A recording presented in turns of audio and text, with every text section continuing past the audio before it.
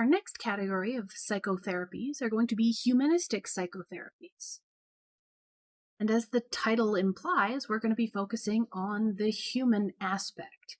So if you remember back to the different perspectives on behavior, our humanistic approaches are mostly focusing on humans being sort of in control of their own behavior. So we're going to, in this instance, view humans as capable of controlling their actions, taking responsibility for their behavior, having that sort of personal owning of what they have done. And so within this category of psychotherapies, they believe that everyone has the internal resources available to them for self-healing and personal growth. So the idea that we should be able to help ourselves to heal and grow, and that we are sort of self-driven. And that our disordered behavior, the problems that bring us to therapy, it's coming from blocks to that natural ability or process. So this maladaptive behavior is a function of our distorted perceptions, our lack of awareness, or negative self-image. Now, this frame of mind, this sort of belief structure, is going to lead us into a very different treatment method than what we would have seen back in the psychodynamic therapies. So humanistic therapy is a lot more of a meeting of equals, where the client is on the same level as the therapist, whereas back in the psychodynamic therapies, we were looking at sort of the therapist being higher up or on a pedestal as compared to the client. But this equal environment this sort of equal meeting creates an environment that's going to foster an ability for self-exploration, where people feel comfortable exploring themselves. And it's going to give them a safe place to start unblocking those natural abilities to heal and grow. And by unblocking those blocked problems, they're going to lead to growth. Now, there is a little bit of overlap with our psychodynamic therapies because within this humanistic approach, we're seeing that barriers are often coming from childhood, which as soon as you see problems from childhood, you think Freud. But in this case, these experiences from childhood have usually created some kind of unrealistic or maladaptive standard for self-worth. So it's not that it's creating this repressed problem or deep-seated whatever we get from Freud and psychodynamic theories. In this case, it's all about how we start viewing our world and how we start viewing ourselves. So those childhood experiences and how we grow and shape as an individual is going to lead us to starting to feel empty or unfulfilled as we get older because we can't attain those inflated standards that we set for ourselves when we were younger.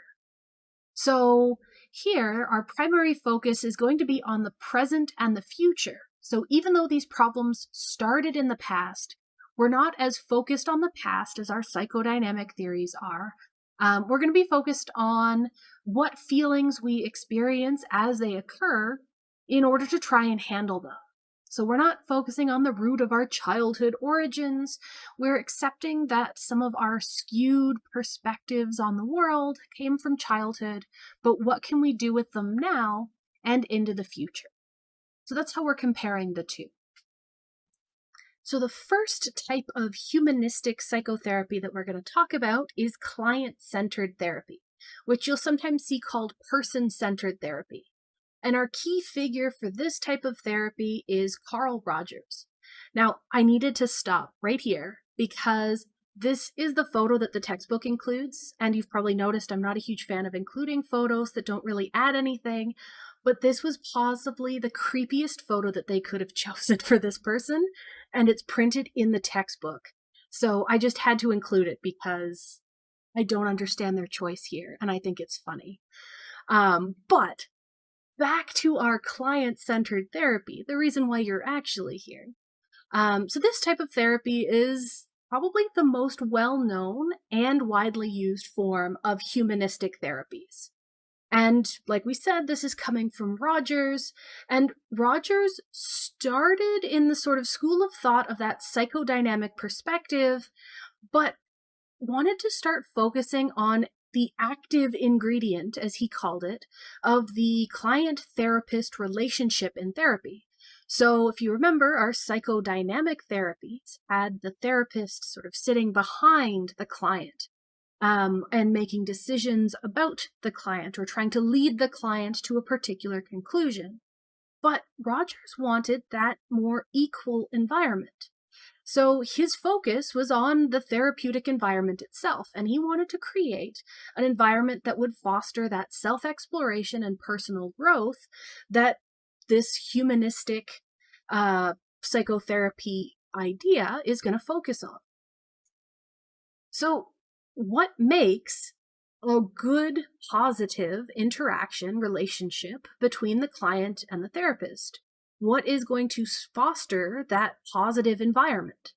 And so Rogers pointed to 3 important and interrelated attributes that would apply to the therapist that are essential in creating that ideal environment. So our 3 traits here are unconditional positive regard, empathy, and genuineness.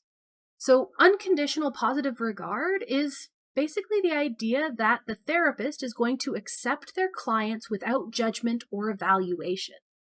That lack of judgment is going to make the clients feel comfortable opening up and talking about anything without fear of how they would be judged. For empathy, we want the therapist to be able to view the world through the client's eyes. So if you have empathy for someone, you understand where they're coming from. So if a therapist understands where a client is coming from, then they get that connection that not only are they not going to judge me, but they can sort of feel my point of view, they can empathize with me, they can understand why I feel the way that I do. And the last trait here is genuineness, which is a consistency between the therapist's beliefs and behaviors. But in practice, it means that they're not putting up a front. They're not pretending to empathize with you. They're not pretending to give you unconditional positive regard. They actually have that connection, and they're not pretending.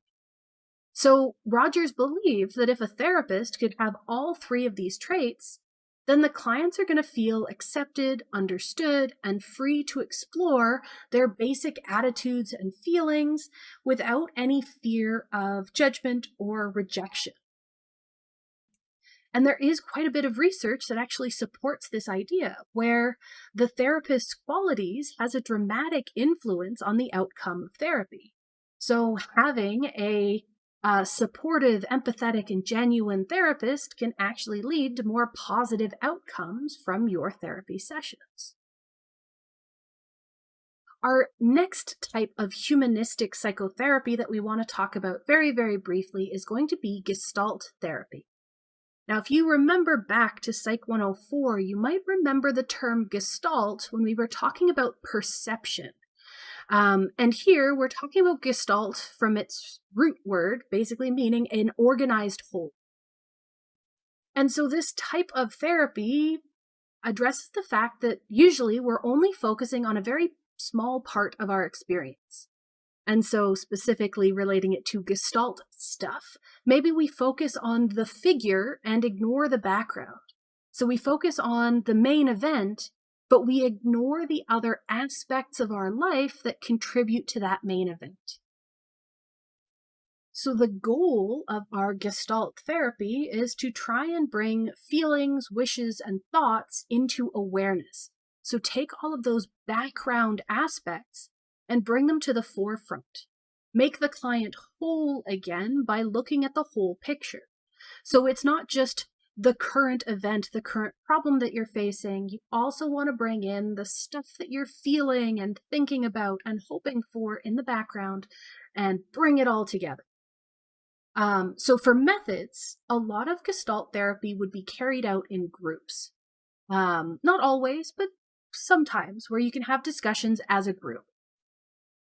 When we're carrying out Gestalt therapies, you'll notice very quickly that they're a lot more active and dynamic than the client-centered approaches that we just talked about. So our client-centered approaches usually involved a conversation between the therapist and the client where they would discuss the problem and what they should do.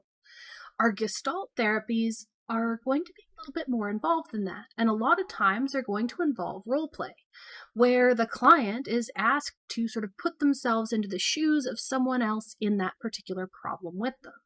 So they'll use a specific technique, the empty chair technique, where they would have the client carry on a conversation with someone as though they were sitting in the empty chair, as they put it. So if you have a problem with your mother, then in therapy, you would have two chairs. The client sits in one, and in the first chair, they are themselves. But when they finish speaking, when they finish their part of the conversation, they would stand up and sit in the other chair. And when they're in that other chair, they respond as though they were their own mother. And so in this way, the client sort of has to take on both roles. They have to see the issue from both their own perspective and that of the other person in the issue. So in this case, the mother. And so by being forced to face both sides of that issue, we can start evoking very powerful feelings, and it can make clients aware of unresolved issues in the relationship, and issues in one relationship, because we're going back to that Gestalt idea. You can take issues from one relationship and apply it to others. So it's not just a problem here, maybe it's a problem in all relationships. Apply it to the bigger picture. So by role playing and by taking on different roles and having to face what's happening or what perspectives other people might have, people tend to find the root of their own problem.